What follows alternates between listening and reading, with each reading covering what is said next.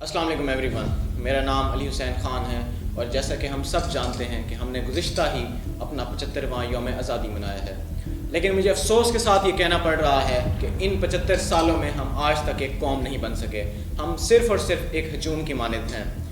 گزشتہ ہی فیصل آباد میں ایک بہت ہی شرمناک واقعہ پیش آیا ہے، اس سے پہلے شکرپڑیاں اسلام آباد میں بھی ایک شرمناک واقعہ پیش آیا، اور اس سے پہلے اگر بات کی جائے تو پچھلے سال ہی 14 اگست کو مینار پاکستان میں بھی ایک ایسا واقعہ پیش آیا، اور تاریخ ایسے شرمناک واقعات سے بھری پڑی ہے جس سے صرف اور صرف یہ ظاہر ہوتا ہے کہ بحیثیت قوم اور بحیثیت مسلمان ہم میں صرف اور صرف اخلاقیات کی کمی ہے۔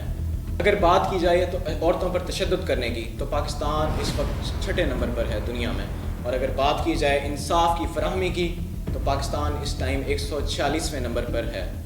تو اس بات کا صرف اور صرف یہی مطلب ہے کہ نہ ہی ہم اپنے ملک میں اپنی قوم کو انصاف فراہم کر سکتے ہیں اور نہ ہی اپنی عورتوں کی عزت کر سکتے ہیں۔ حیثیت مسلمان ہمارا فرض ہے کہ ہم اپنی ماؤں، بہنوں، بیٹیوں کی عزت کریں، نہ کہ ان کی عزت کو چوک پر اور بازاروں میں اچھالتے پھریں۔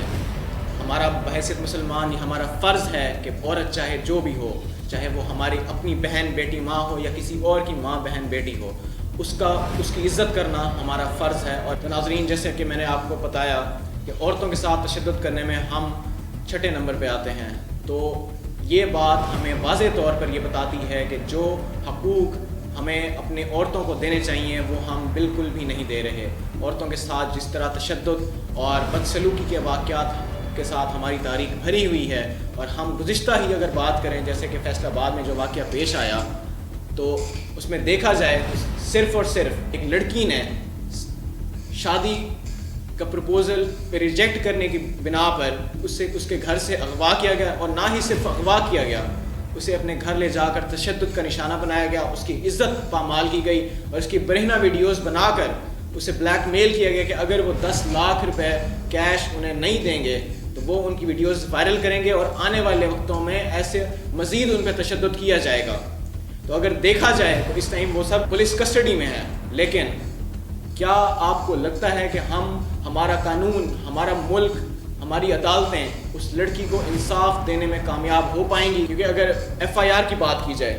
تو اس میں جتنے بھی سیکشنز درج کیے گئے ہیں اس FIR میں تمام کے تمام بیلیبل سیکشنز ہیں، اور مجھے یہ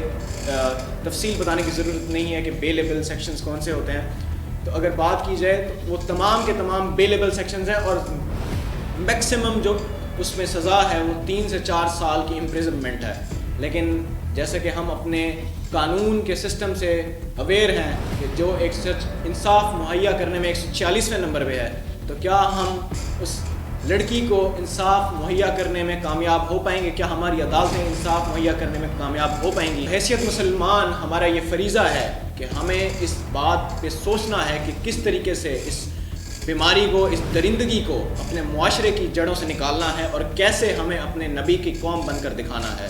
اور کیسے ہمیں اپنے سسٹم کو، اپنی عدالتوں کو ٹھیک کرنا ہے، اور جو ہماری رہنمائی کرنے والے عناصر ہیں، ہمارے ریلیجس اسکالرز ہیں، ہمارے پیرنٹس ہیں، یا ہمارے سیاسی لیڈرز ہیں، ان کو کس طریقے سے آنے والے وقتوں میں کس طریقے سے ہمیں رہنمائی دینی ہے تاکہ ہم اس بیماری کو جتنا جلدی ہو سکے اپنے معاشرے کی جڑوں سے جلد از جلد ختم کر سکیں۔ Thank you so much for watching, and keep watching my videos and subscribe my channel so I can